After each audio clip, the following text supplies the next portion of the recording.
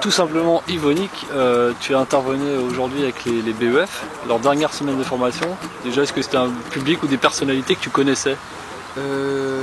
La majorité non. J'avais juste, enfin pas croisé, j'avais 3-4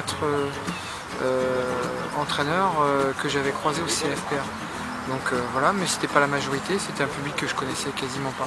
Alors la commande, c'était la prophylaxie, donc la prévention des blessures chez le footballeur. Donc on a abordé, on a déjà fait un point sur la blessure.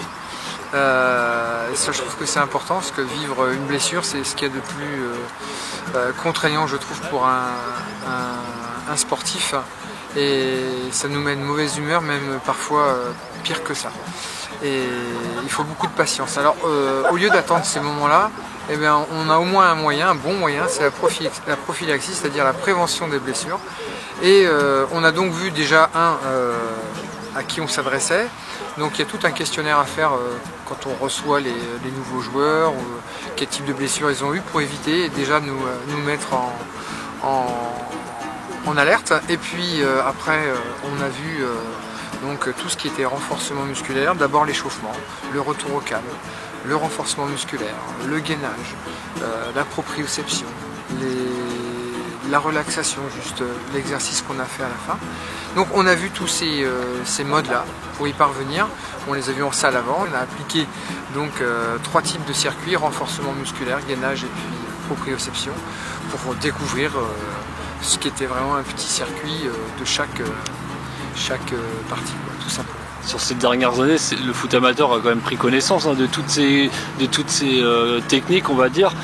Pour autant, c'est encore à intégrer dans l'esprit des éducateurs, des coachs, que ça fait partie intégrante de l'entraînement. Alors tout à fait, ouais, je pense que tout le monde on le comprend aisément. De toute façon, quand on vient en formation, on a toutes ces formations-là.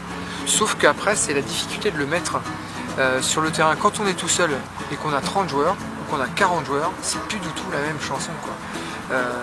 Donc il faut être aussi à plusieurs, avoir un adjoint tout le temps là, etc.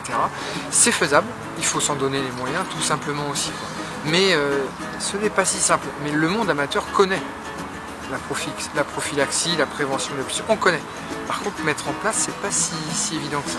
Alors il faut expérimenter, quitte à parfois être un peu déçu, mais il faut expérimenter, puis vraiment insister.